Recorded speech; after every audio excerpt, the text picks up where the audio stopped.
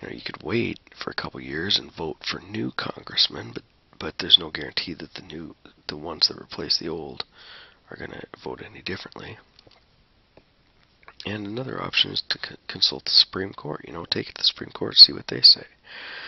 But Jefferson was very careful of that. The Supreme Court might find in favor of the federal government, and that doesn't help the states at all. But also, the Supreme Court shouldn't have a monopoly for interpreting the Constitution. They shouldn't. We hear nowadays everything's appealed to the Supreme Court, and then the Supreme Court makes a final ruling, and then everybody says, well, I guess that's what the Constitution means. And Jefferson was quick to point out that then in that scenario, a handful of people would be running the country. And that was crazy. And so the most moderate approach that could be taken by the states was this idea of nullification. And so nullification was simply where the state would resist enforcing a federal mandate or a federal law.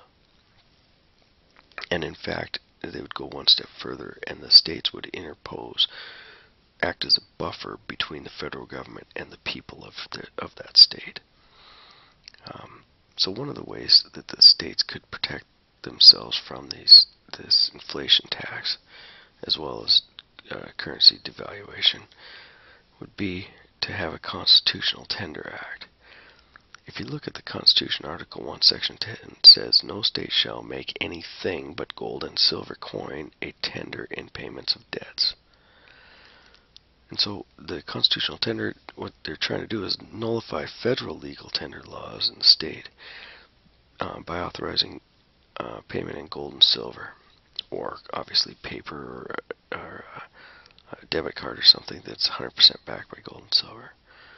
Now, if you think about that, if a state would have done that back in 2000, gold was $281 an ounce. Now, if you look here in October of 2010, gold is over $13.50. And so if the state was taking in gold and silver, and then had some gold and silver left over at the end of the year, that currency would hold value. And so if people were able to purchase gold and silver coin, they could ensure their personal wealth, but the state would also be able to as well. Now, there's 5 states that have introduced legislation here up till now. Wisconsin's not one of them, but 5 states are looking at a constitutional tender act at this point. So, what I'd like to do, if you're watching this on video, push pause, talk about this with your neighbor or something. But this would be a point where we can have some question and discussion. Okay, so let's talk briefly about the market, how it should function and why it doesn't. If you look at the Great Depression, what caused the downturn? We hear about the roaring 20s all the time. The 20s were booming. Everybody was working. Unemployment in 1926 was 1%. That's basically full employment. So, what causes this boom followed by the downturn, the bust cycle? What's causing that? The other couple questions would be that how can you have malinvestment all over the economy at the same time, causing the business sector to become depressed? What you often hear from some mainstream economists is that the economy runs with these animal spirits, and that explains some of the ebbs and flows of the economy. But it doesn't make sense that you would have a huge group of investors all making poor business decisions simultaneously if it was just due to chance or animal spirits or something. It tends to hit capital goods industries harder than consumer goods industries. So the capital goods, the ones that are furthest from the consumer, seem to get hit worse. And this is a radical challenge. Having these data challenge people who say that depressions are caused by people not consuming or people reducing their spending. If you remember, beginning of the Obama administration, we were having these problems, and they're talking about doing some quantitative easing or do a stimulus, and one of the things President Obama kept saying was we need to get the money in the hands of people that'll spend it the quickest. And so it was this: here, we got to get people to spend. We got to get people to spend. But capital goods industries tend to be hit harder than consumer goods industries, and so that's hard for someone that's following that model to explain. So let's think about the market. What happens when consumers begin to save? So as a consumer, I make a choice to stop consuming now. Maybe I'm going to save up to put an addition on my house, or let's say I'm going to build a garage. So I'm not going to go take out a loan for that. I'm going to start saving now. That puts more materials in the market, because now I'm going to stop purchasing lumber. I'm going to stop purchasing things like that. And so as I start saving rather than consuming, there's more materials in the market, and so we end up with a surplus. As more and more people are saving, the surpluses build up.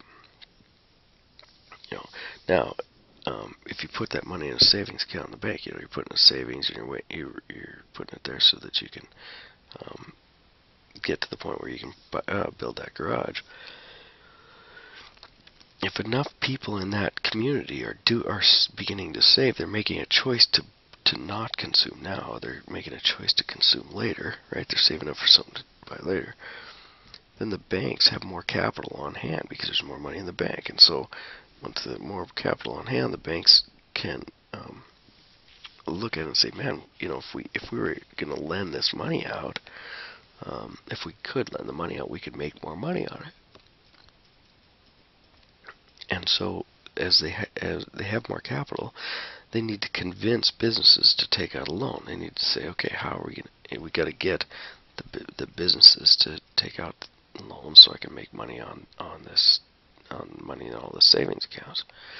And so what's the bank do? Well, it lower the interest rate, and that lowering of the interest rate tells the businesses that the consumers have slowed their consuming at the present and are looking to consume at some point in the future. And so the businesses know this would be a good time to make an investment in capital expenditures, the ones that take a longer term to pay off.